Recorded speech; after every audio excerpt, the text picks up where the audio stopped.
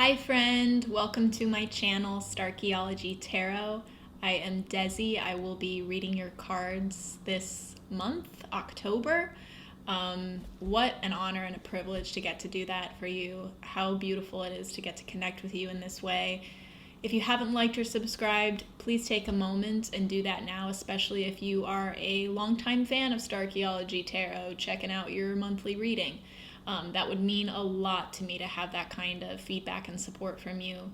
Also, if you have not checked out my Patreon yet, please scroll down and check out the link in the description box below. I have started a Patreon so that I can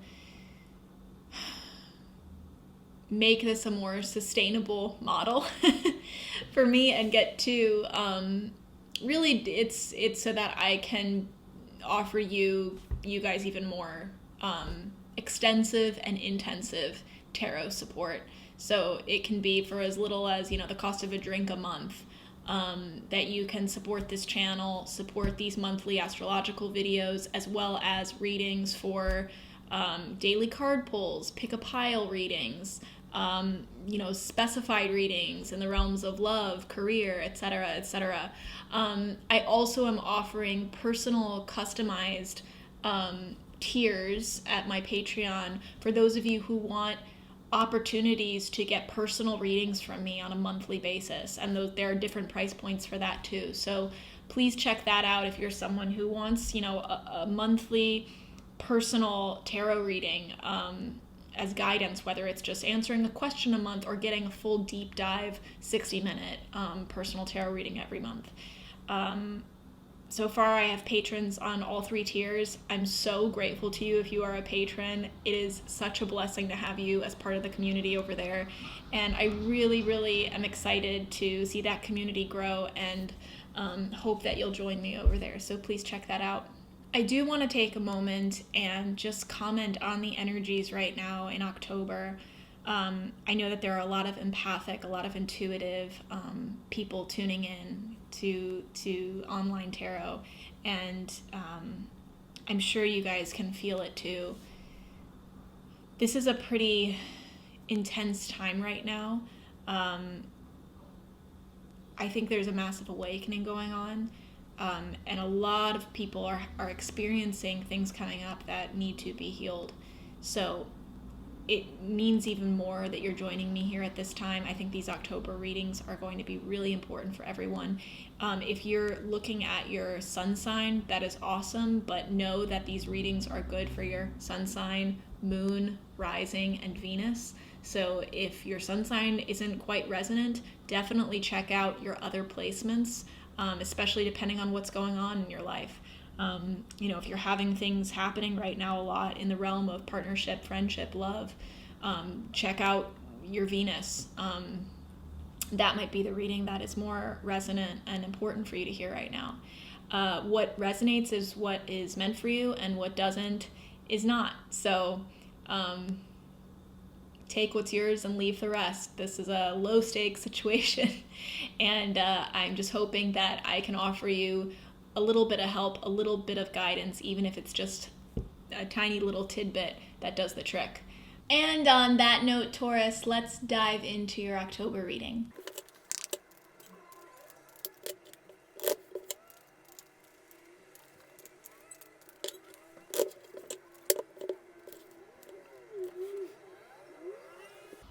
Okay, Taurus, so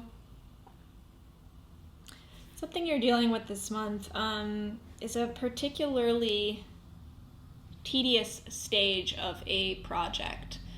Something around money, home life, work. Sevens often have to do with just being at a particularly tedious stage, feeling like almost like I want to turn back now. What's the point?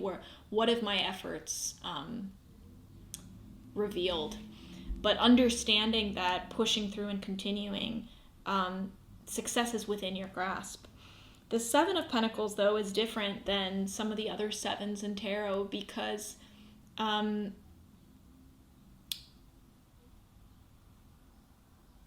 it almost shows like a need to physically detach from something. Like the project you've poured enough work into it and it's taken on a life and a momentum of its own. Like the way that a garden grows, you plant the seeds, you water it, and then at a certain point the garden is growing itself. And that's kind of what I'm seeing for you. It's like this is the natural path, and the natural trend is up. And you can only do so much, Taurus, to continue that. But I'm seeing that there's almost a part of you that likes juggling a lot, that likes having all these plates in the air, these spinning plates, and keeping them all up and feeling like, being busy, I'm so busy and I'm so overwhelmed, and complaining about it, but also wearing it kind of as a badge of honor, which I think is a very common thing in our culture these days. We wear that busy badge like a badge of honor. Sometimes complaining about being overwhelmed is it becomes a competition. Well, I'm so overwhelmed, I got this. Oh, I have so many emails I have to answer, blah, blah, it never ends.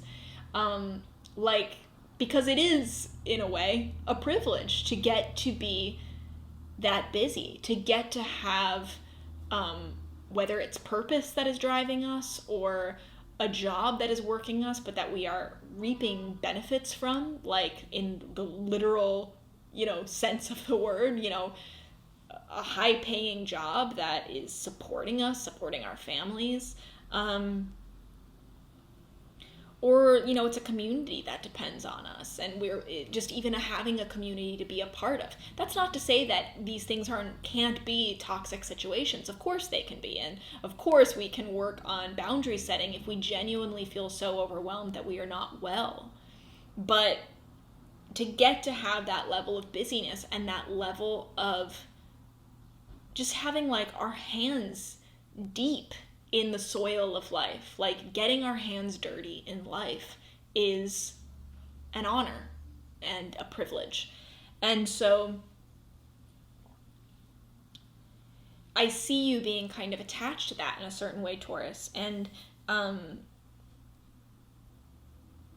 what's really needed here is for you to physically take a step back and trust in powers that are outside of yourself, whether those are, whether that's delegating to other people that are supposed to share these burdens with you, or share these responsibilities with you, having trust in others, or maybe it's just trust in higher power. Maybe it's trust in the universe that you are co-creating with a power much higher than yourself, and that you can't possibly do it alone because it's not in your power to do it alone. Trusting in that other power, whatever that is, however you want to label that, as a co-creator of your experience and of your life is, I think, really crucial for you this month. The advice here is to transform this from this infinite, never-ending, pressure-filled juggling act to one of joy, one that liberates you, not enslaves you. And you can do that. There is a way to do that, and it really starts with the simple advice of just seeing the world as a child does, seeing it with through a lens of joy, of a game that you're playing, not as this high stakes life or death fight or flight, I want to say, chore that you go through every day, or set of chores that you go through every day. It doesn't have to be that way. You can have responsibilities and serious responsibilities, and still approach those responsibilities with joy and lightness and not allow them to weigh you down. But it's not the nature of the responsibility that is responsible for how heavy it is. It's you who's responsible for how heavy that responsibility is. You are the one who decides, oh, does this feel like a pebble in my pocket, or does it feel like a boulder? Perspective really is everything. And the advice here, Taurus, is to adjust that perspective if it does feel like, you know, you have to be on top of everything, micromanaging everything. Because the truth is, you don't need to be micromanaging everything. The garden is growing itself. You are tending to gardens that to some degree are growing themselves. So limit your work to just seeing, oh, this needs to be pruned here a little bit, you know? Oh, that's dying. I'm going to have to repot that. But not somehow endowing yourself like with this insane power to be growing each and every plant. Like you are responsible for the growing of each and every plant. I gotta be everywhere at once. I gotta make sure all these plants are growing. I'm making them grow. I gotta be responsible. It's like, no, I'm trusting that plant is growing. What needs my attention? What needs my help? And how can I bring myself to that problem or to that obstacle with joy in my heart, with the kind of playfulness of a child that is really just juggling, you know, which is in fact a game, which should be fun juggling, not like the way that a lot of adults think of the term juggling, which is like, you know, this stressful, insane thing, you know, spinning plates in the air, plates of responsibility and burden. The outcome of this, Taurus, is that you're able to finally mentally detach. When you actually force yourself to physically attach, your brain follows. It's only that way that you'll be able to then mentally detach and really become an observer in your life, not always be treating your life like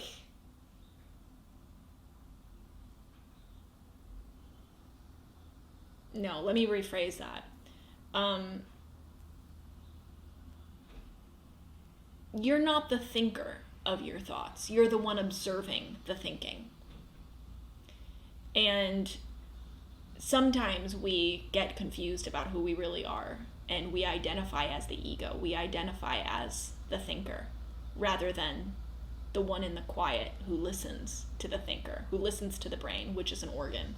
So this is really about taking a step back out of the ins and outs, the you know, day-to-day things of your life, and recognizing that that is not what your life is. Those are things that you're doing, but that is not your life. That is not you. And physically detaching is what will lead to a sort of mental detaching. Becoming an observer. And that sets a new foundation of mental health for you, Taurus, this month, because this is Daughter of Swords. So that's page territory. That's creating a new mental foundation and approaching this new mental foundation, this new belief system with, again, a very childlike perspective, not one that has been limited and twisted and manipulated, as so many adults' mindsets have been over years and years and years of conditioning. Would love to hear how this looks specifically for you, Taurus, so feel free to comment below and share if you feel so inclined.